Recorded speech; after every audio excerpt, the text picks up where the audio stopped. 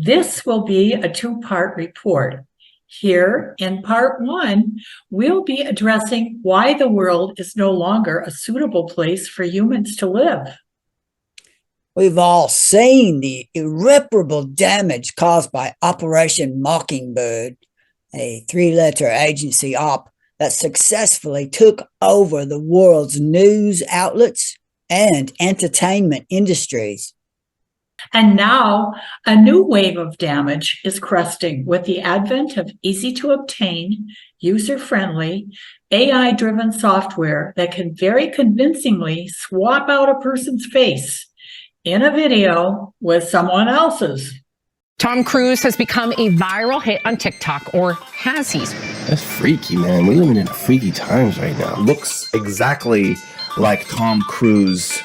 In this reel, you're going to see my amigo, Chris Umi. He's going to introduce to you the wonderful world of deepfakes. How AI and VFX are unlocking the future of our imagination. I made the Tom Cruise deepfake, and it was one of the biggest viral deepfake videos on the internet ever.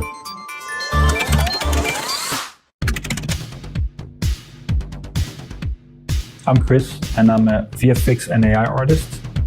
A deepfake is a video where someone's face has been changed into another. This is more than just a Snapchat filter. It's called deepfake technology, and it's how Harrison Ford was made to look 40 years younger in the new film Indiana Jones 5. But first, you might be wondering, what is deepfake technology? And the basic answer is that it's a way of using artificial intelligence to manipulate images and videos of people, making them look or sound like someone else. The term deepfake comes from combining deep learning and fake, as deep learning is a type of machine learning that uses neural networks to learn from data and generate realistic outputs. We're entering an era in which our enemies can make it look like anyone is saying anything at any point in time. In August, researchers at Carnegie Mellon revealed software that accurately rendered not just facial features, but changing weather patterns and flowers in bloom. This advance is not yet available to the public, but with increasing capability comes increasing concern. This is kind of fake news on steroids, potentially. We do not know of a case yet where someone has tried to use this to perpetrate a kind of fraud or an information warfare campaign, but it's the danger that everyone is really afraid of.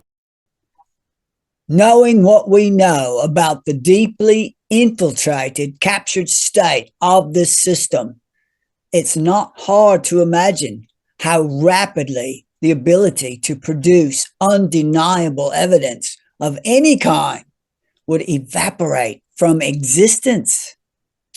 And when there's no longer a way to determine what's real and what's true, there's no longer a way to make informed decisions. 107's book, Kid by the Side of the Road, contains the only true history of America ever made available to the public.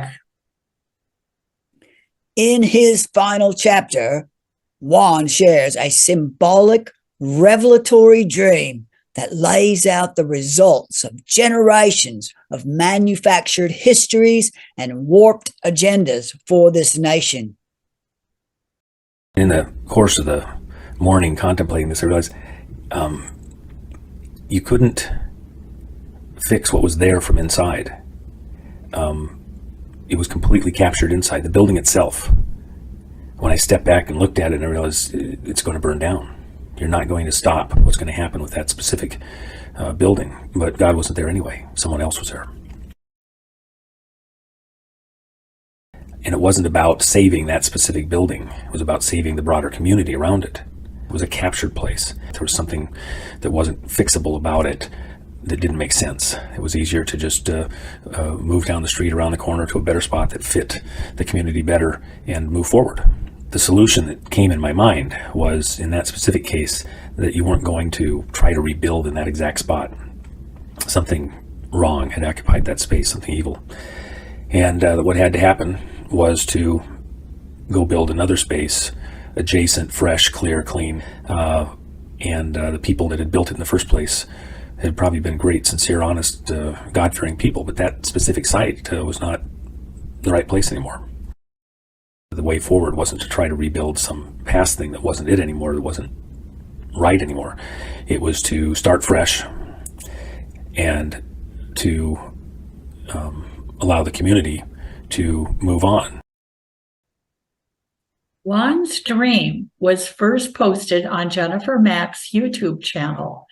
We think it's interesting that she used scenes from the Jetsons cartoon series to complement Juan's insights into what America must do if she is to survive into the future. And because as America goes, so goes the world. The message becomes clear. Juan is telling us that the world must indeed be moved in order to have the just and lasting peace its founders envisioned for it. It's important to understand that the New West is not heaven. The upcoming mass exodus is to a new beginning timeline in a new location, and getting everyone there is the purpose of the upcoming rapture event. This destination and what's planned for those who make the journey will be the topic of part 2 of this report. Thanks for watching.